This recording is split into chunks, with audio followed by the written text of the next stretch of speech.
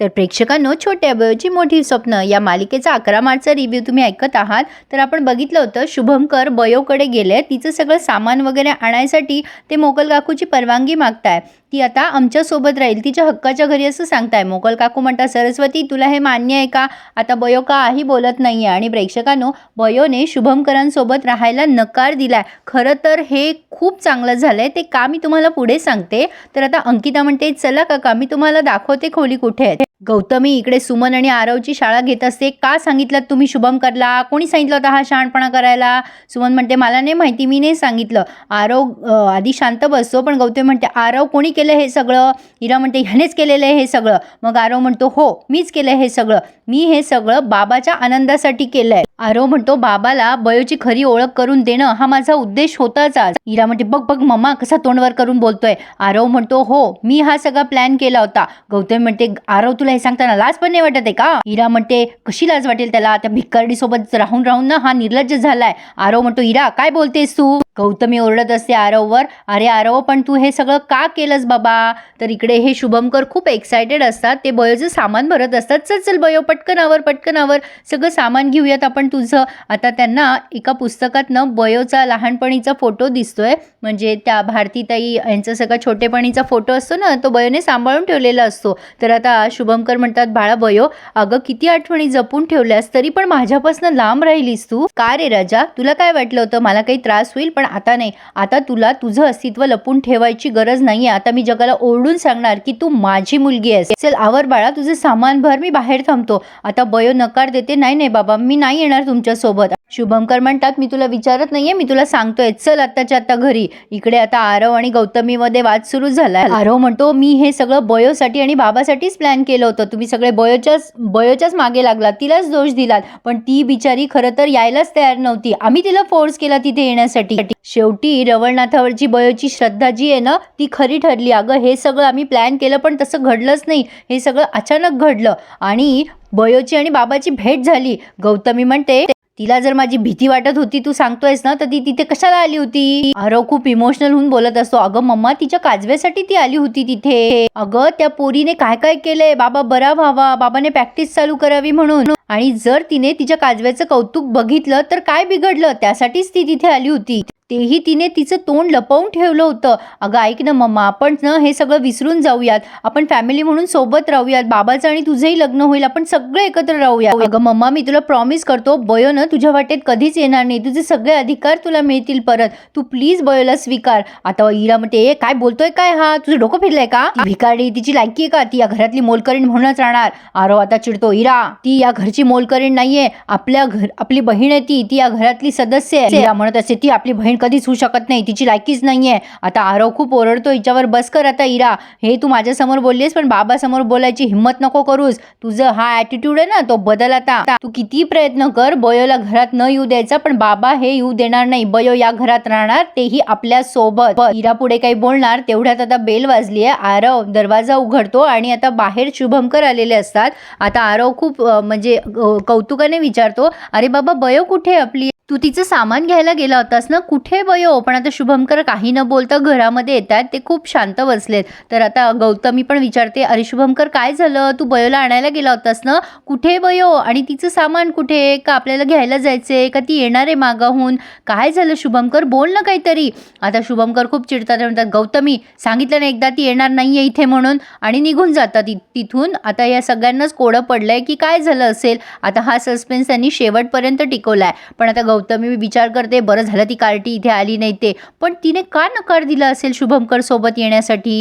नाही, शुभंकरला विचारावंच लागेल. आता ही शुभंकरांच्या मागे त्यांच्या रूममध्ये गेली आहे. शुभंकर त्यांच्या बेडरूममध्ये स्वतःला लॉक करून घेतात आणि खूप रडतात. त्यांना खूप वाईट वाटतंय की त्यांची बयो त्यांच्यासोबत राहायला नकार देतीये. ते विचार करतात, माझी बयो, तुझा काजवा तुला सोबत घ्यायला आला तरी पण तू नकार दिलास का ग, असं केलंस? मी भारतीला काय उत्तर देऊ? इकडे बयो सुद्धा खूप रडत असते फोटो घेऊन शुभंकरांचा, आणि माफी मागत असते की बाबा मला माफ करा, मी हे सगळं मुद्दाम नाही केलंय, मी हे सगळं तुमच्यासाठीच केलंय, बाबा मला समजून घ्या. प्रेक्षकांनो, आता तुम्हाला वाटेल की बयोने हे सगळं का केलं, बयो भाव खातीये वगैरे वगैरे, पण खरं सांगू का, बयोने खूप चांगला निर्णय घेतलाय. तसंही बयोची किंमत 0 आहे गौतमी आणि इराच्या नजरेत. बिचारे शुभंकर थोडीच घरात राहणार आहेत 24 तास. हिडीस फिडीस ऐकून घेण्यापेक्षा तिथे न राहिलेलं पुरलं. मला बयोचा निर्णय पटलाय. तुम्हाला पटला का? मला कमेंट करून कळवा. आता गौतमी शुभमकरांच्या रूममध्ये आली आणि विचार करतीये, ही पोरगी तशी खूप शातीर आहे, पण शब्दाची पक्की आहे. काय झालं असेल? आता शुभमकरांच्या जवळ जाते आणि म्हणते, काय झालं रे शुभू? अरे प्लीज मला सांग, काही म्हणजे तू काही बोललास का बयोला? काय झालं? म्हणजे एक मैत्रीण म्हणून तू मला शेअर करू शकतोस ना? आता शुभमकर म्हणतात, गौतमी, चांगला माणूस घडवायचा असेल ना तर त्यासाठी आई खूप महत्त्वाची असते ग, कारण आईच चांगले संस्कार करत असते मुलांवर. अगदी भारतीसारखी त्यांनी बयोवर जे काही संस्कार केले ना त्याला तोड नाहीये ग. गौतमी मनात विचार करते, याला भारतीची काय आठवण आली आहे? आणि ती विचारते, काय झालंय शुभमकर, अचानक तुला तिची काय आठवण आली आहे? आता शुभमकर म्हणतात, अगं आपण पेरतो ना तेच उगवतं, आणि भारतीने पेरलेला बयो म्हणजे एक सूर्य आहे. तुला माहिती आहे तिने का नकार दिला येण्यासाठी इथे? तर आता ही गौतमी विचारते, का? तर आता शुभमकरांनी झालेला प्रसंग सगळा गौतमीला सांगितलाय. बयो म्हणत असते, बाबा मला फोर्स करू नका ना तुमच्यासोबत येण्यासाठी. शुभमकर तिला म्हणतात, अगं सगळं एवढं चांगलं झालंय देवाच्या कृपेने आणि तू नाही म्हणतेस तुझ्या काजव्यासोबत राहायसाठी? नाही नाही, चल बरं मी तुझं सामान भरतोय. आता बयो म्हणते, नको ना बाबा, ऐका ना, अहो एवढी वर्ष मी माझं राहिले ना. हो बाबा, मी आत्तापर्यंत एकटी राहिले, एकटीने माझं पोट भरलं, कष्ट केले, गावाकडून इथपर्यंत पोहोचले. हे बघा बाबा, मी जरी एकटीने केलं असेल ना तरी माझ्यासोबत, आणि बाबा तुमची चिकाटी होती. शुभमकर म्हणतात, बाळा तू एकट्याने केलंय हे सगळं, मला खूप अभिमान आहे तुझा, पण आता तुझा बाबा परत आलाय ना, तिथे तुझे घरचे सगळे लोक आहेत, आपण सगळे सोबत राहू. आता बयो म्हणते, नाही बाबा मी नाही येऊ शकत तुमच्या सोबत.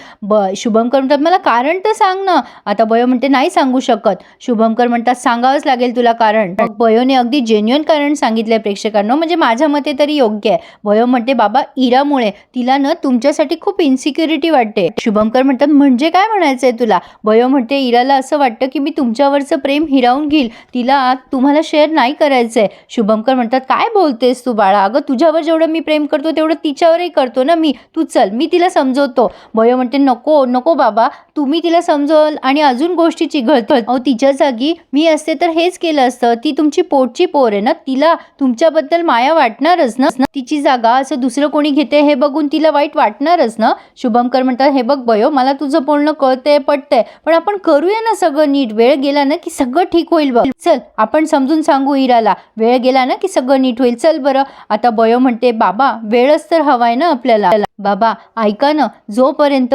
इरावरचा माझा राग जात नाही आणि जोपर्यंत ती मनापासून मला बहीण म्हणून स्वीकारत नाही ना, तोपर्यंत मी तुमच्या घरात नाही येऊ शकणार. तरी सुद्धा ते म्हणत असतात, अगं तू असा तडकाफडकी निर्णय घेऊ नको ग बयो, तुझा बाबा आहे ना, करेल सगळं ठीक, चल बरं तू आता. ते पुन्हा तिची बॅग घेत असतात तेव्हा बयो म्हणते, ऐका ना बाबा, नका ना फोर्स करू, तुम्हाला तुमची बयो हवी आहे ना, काही सुधारणार नाही. आता हसतं खेळतं घर पुन्हा.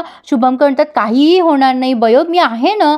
बयो म्हणते, नाही बाबा, तुम्ही समजून सांगाल तिला, ती हो म्हणेल कदाचित, पण तिच्या मनात तर मी नाहीच आहे ना. बाबा माझं ऐका, इरा लवकरच मला बहीण म्हणून स्वीकारेल ना, तोपर्यंत मोलकरीण म्हणून येईल मी तिथे. हां, हे जरा बयो आती बोलली आहे. मोलकरीण वगैरे तिथे म्हणून जायची काही गरज नव्हती हिला, ही घराची मुलगी म्हणून पण जाऊ शकते, म्हणजे ठीक आहे येणं जाणं करू शकते ना. शुभमकर म्हणतात, काय बोलतेस तू आणि त्या घरची मोलकरीण म्हणून राहणार आता? बयो म्हणते, काय झालं बाबा, मी आतापर्यंत हेच काम करून माझं पोट भरलंय, माझ्या आईने पण हीच कामं केली आणि पोट भरलं माझं आणि तिचं. बाबा आई नेहमी सांगायची, आपलं ध्येय गाठायचं असेल ना तर आपली कष्टाची भाकरी कमवायला लाज नाही वाटू द्यायची, ते काम कसंही असो आणि कुठलंही असो. शुभमकरांना काही हे पटे ना. बयो त्यांना म्हणते, बाबा तुम्ही खाली बसा, तुम्ही टेन्शन नका घेऊ बरं. आता तुम्ही विचार करा, मी त्या घरात नसेल राहत तरी मी तुम्हाला भेटायला कधीही येऊ शकते ना. बाबा घरात बाहेर सगळीकडे मी तुमच्या सोबतच असणार आहे, ते पण बयो म्हणून. बाबा मला माहितीये इरा वाईट नाहीये, ती लवकरच मला तिची बहीण म्हणून स्वीकारेल आणि मग सगळ्या गोष्टी ठीक होत. तुमची बयो सगळं ठीक करणार आहे. तुमच्या बयोवर विश्वास आहे ना.